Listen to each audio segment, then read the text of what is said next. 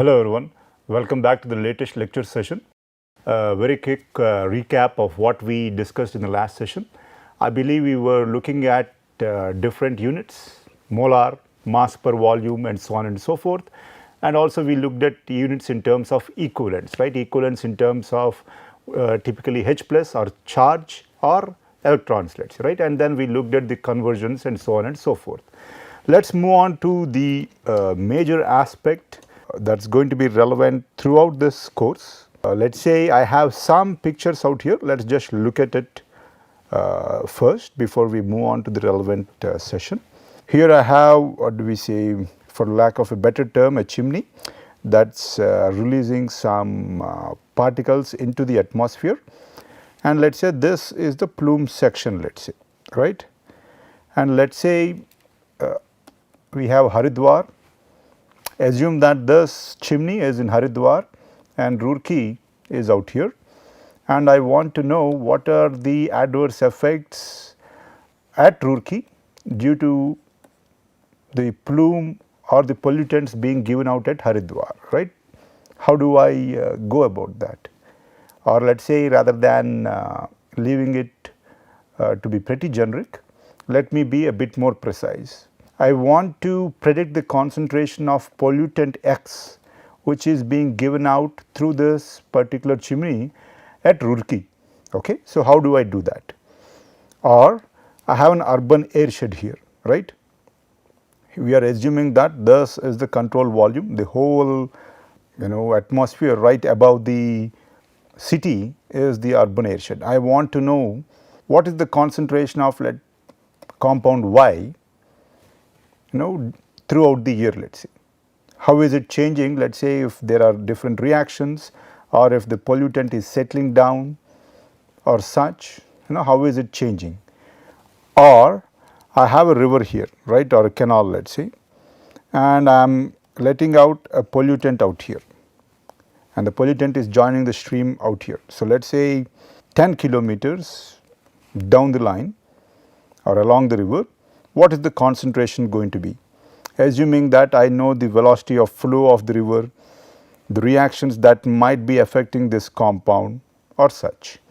And then here we have the example of lake.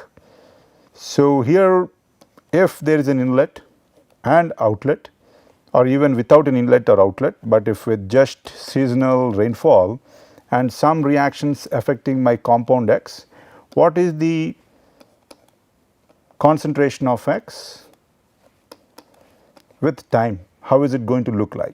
I want to understand these aspects. We are going to use these aspects, or one comes across these questions quite often in the field of environmental engineering. Closer home to this course, that is water and wastewater treatment, what are some of the similar scenarios that one can come across? As we looked at earlier, we saw the video of a wastewater treatment plant. In that video, we had what we looked at was a sequential batch reactor. We will look at that later, let us say, or we look at the details later. We have this particular reactor, fine, and we had water coming in, and then it is filled to the brim, not the brim, let us say, to a particular threshold, and then we turn off the inlet flow or influent, and then aeration occurs, where during which microbes degrade your substrate or the organic compound, let us say, right. So, I want to know what is the volume of this tank that's required. What is the required volume? We need to design the volume, right. If not, you do not know the capital cost that are going to be incurred, yes. So, you need to design the volume, or you also need to, let us say, design how much the concentration of microorganisms or how many microorganisms need to be present in this particular tank of volume V, such that after certain time, let us say 2 hours, the concentration or the BOD decreases to a particular value. How do I do that, right? So, these are the questions that come up when we are designing different unit process in water and wastewater treatment. So, how do I go about that? So, the key here is understanding that mass is conservative, right? It can't be destroyed. At the best, it transforms into another form.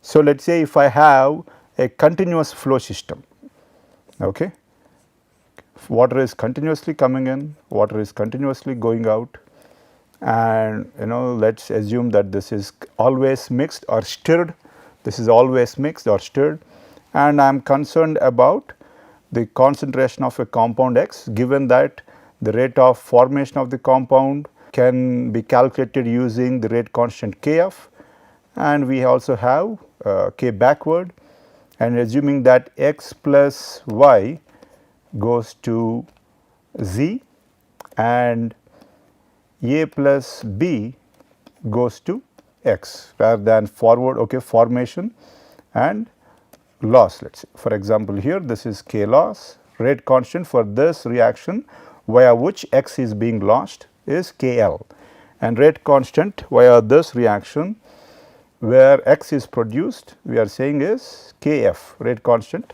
of the formation reaction. So, assuming that I know this information, I can calculate different unknowns or such.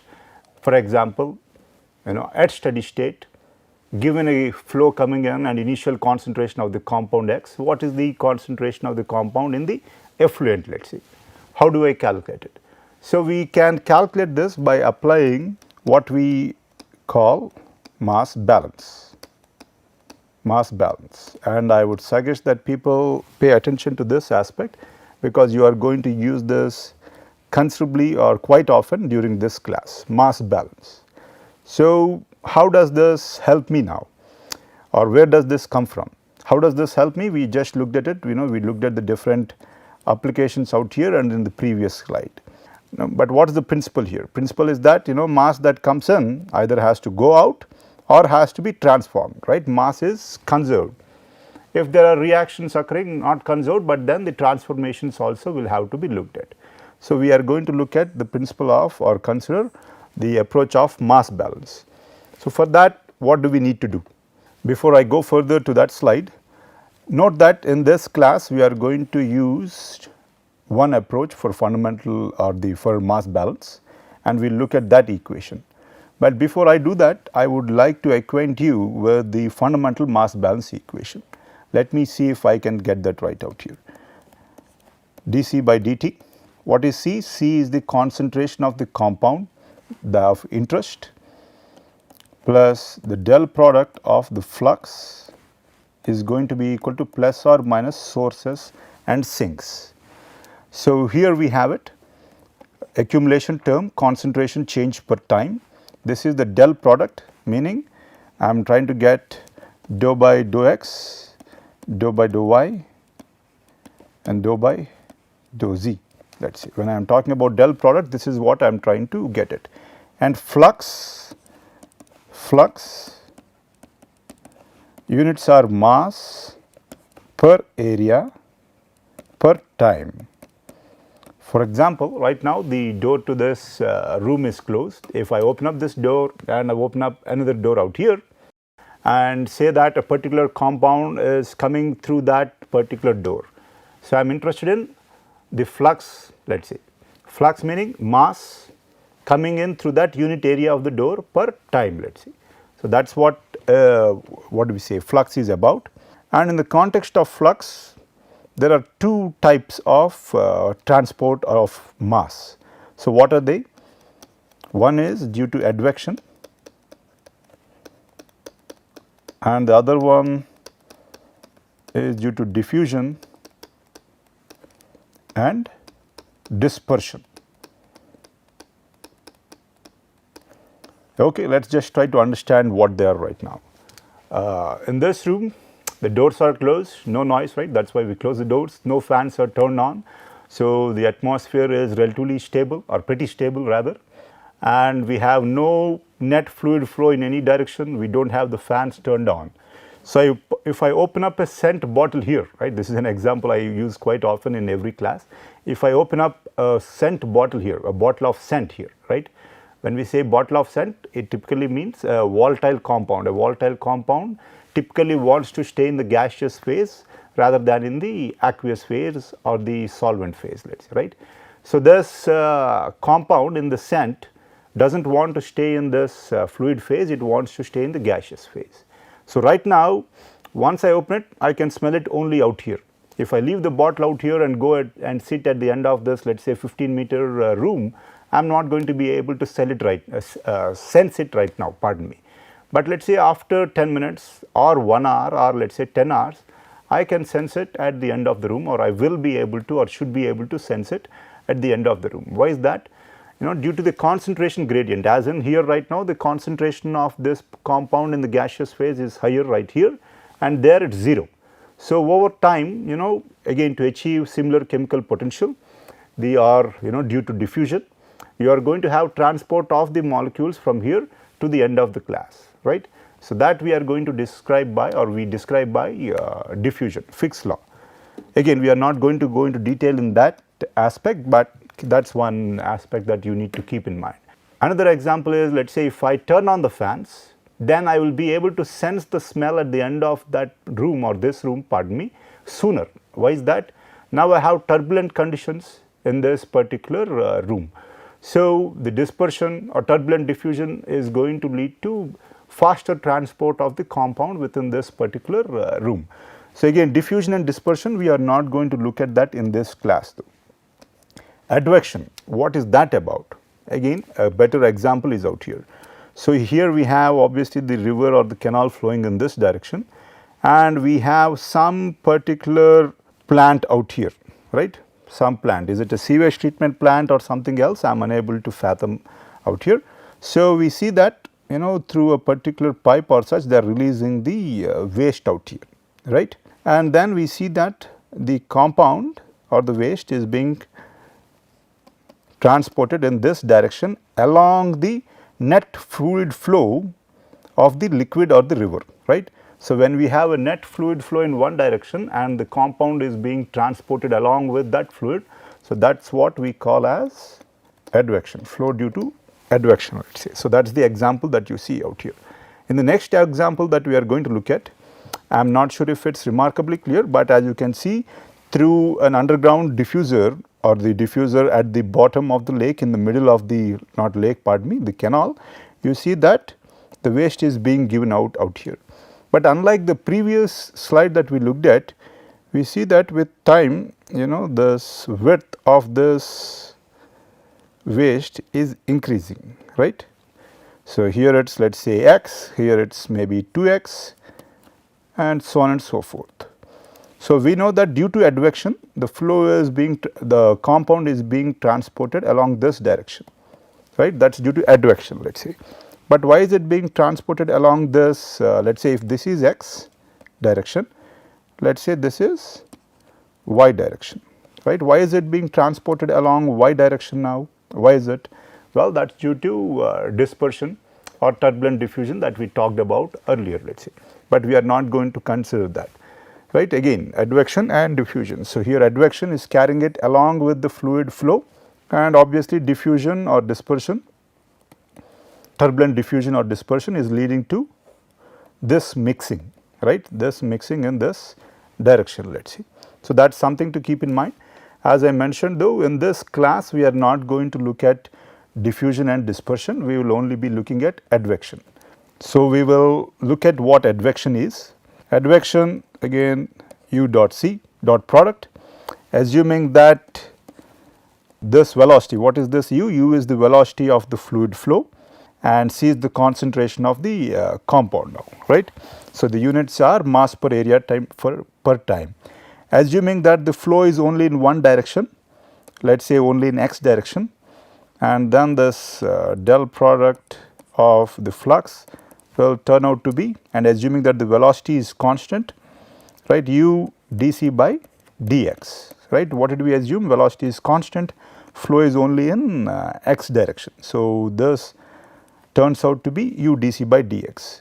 But if there was diffusion too, let us say, that would have been let us say minus, and diffusion let us say in one dimension, let us say this is the diffusion coefficient dc by dx, let us say. And if I take the del product again in the x direction, this is going to be the second derivative with respect to x, but as I mentioned, we are going to do away with diffusion and dispersion in this class.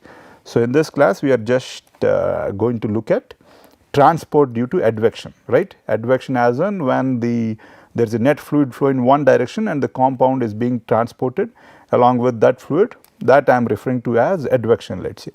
So, this is what I have. So, what does this equation transform into? Let me write that out here, dC by dt plus, this is what I have out here, u dC by dx, right. U is velocity of flow of that fluid, C is the concentration of that compound, that is equal to plus or minus sources or sinks. As in, if my particular control volume of interest is a lake, let us say, right. We looked at this example earlier. Let us say my lake is this, right.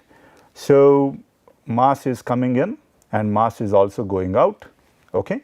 And let us say there are any reactions occurring within this particular control volume, which is my lake. So, I will have to take care of that in sources or sinks. So, this is the fundamental mass balance equation, and if there are reactions occurring and nothing else, what will that turn out to be? Equal to rate of formation of the compound minus rate of loss of the compound, right.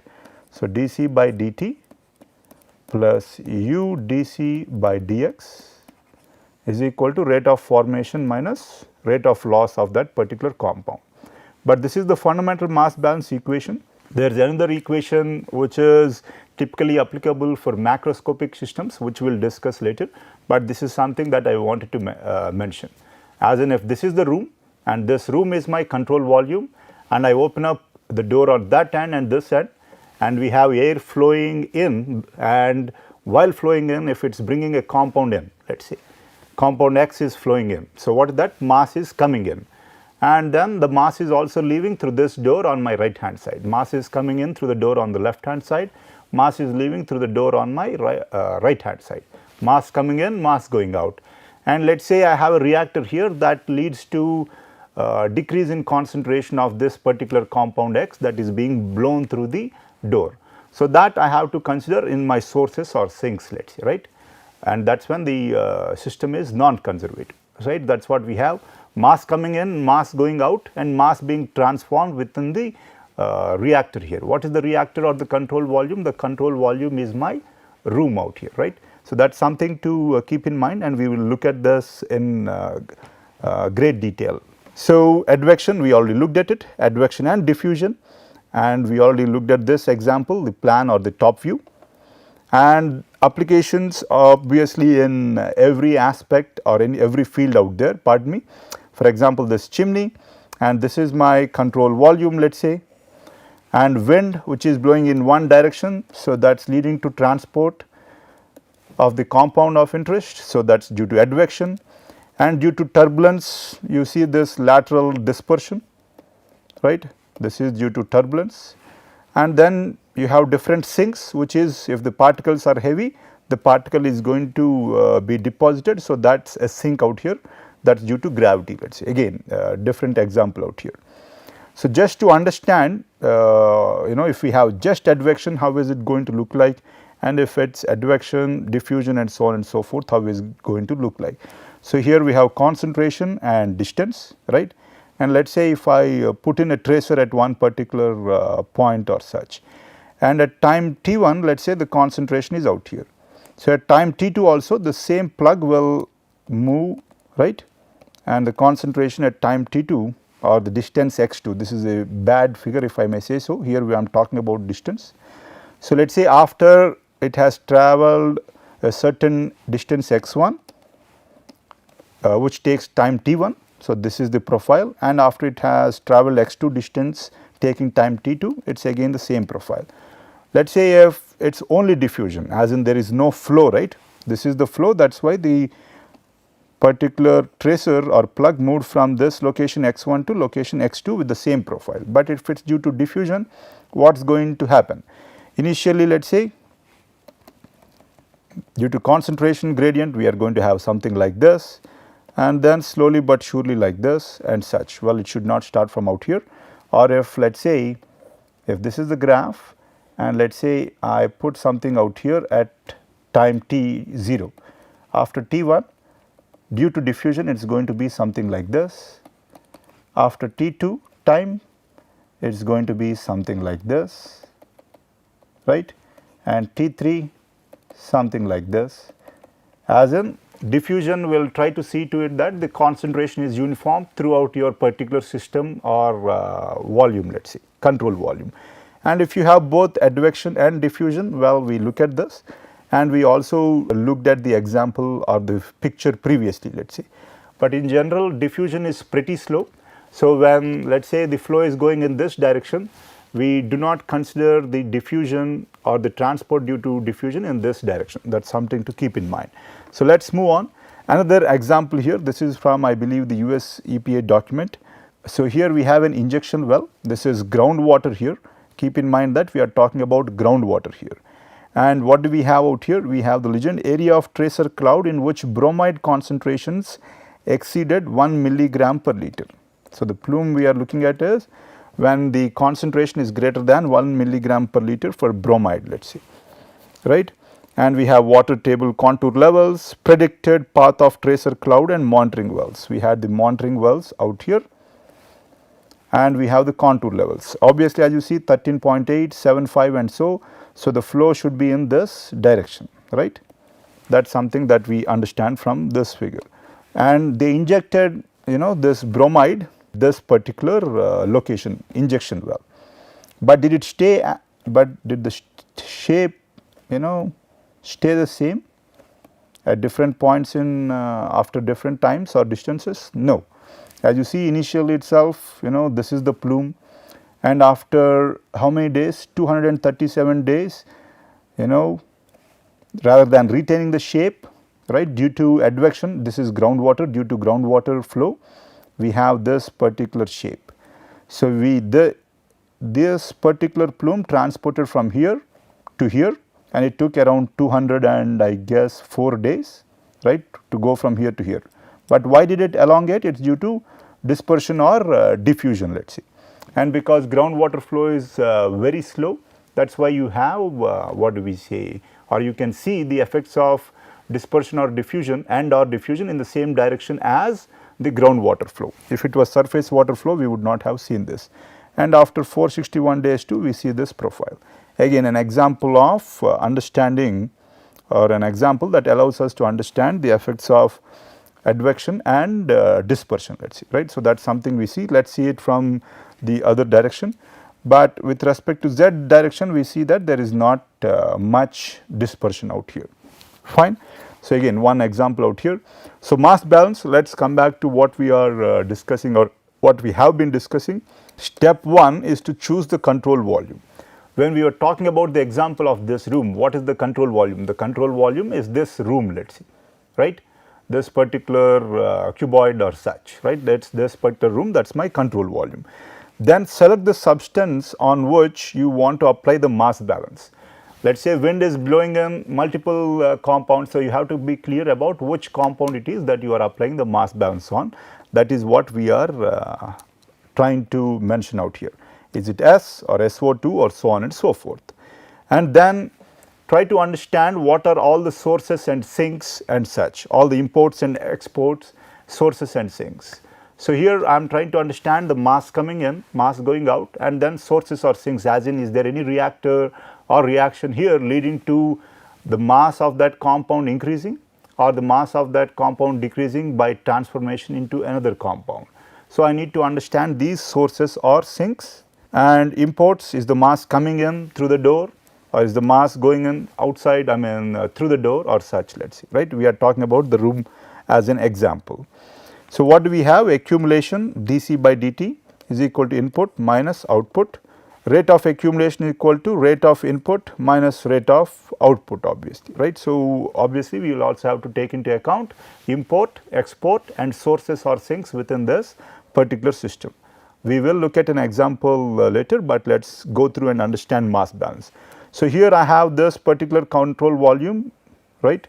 This is my control volume. So if mass input is Qn into Cn, Qn is the rate of flow of my liquid. So the units will be volume per time, let us say, right. So here we are trying to again understand mass balance in the way that we will typically use it in this class. Fundamental mass balance equation, as discussed previously in this class, can certainly be applied, but we will also be looking at it from a different perspective. So, here let us say you have your particular reactor that you are going to use for your wastewater treatment, and the mass is coming in via this flow of water flow of Qn, right, and the units are volume per time, and the concentration of the compound in that particular flow is Ca in, concentration of compound A. So, the units are going to be what now? Concentration units, let us say I will say mass per volume, let us say, or moles per volume, depending on how you want to take it, right, volume per time into mass per volume. So, as you see, the units will turn out to be mass per time here, right, and then looks like we have a reaction out here.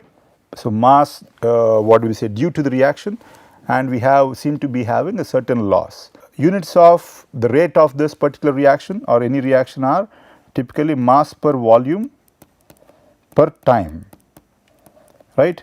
So, that is why we multiply with volume and we get the same units as what we had earlier, that is mass per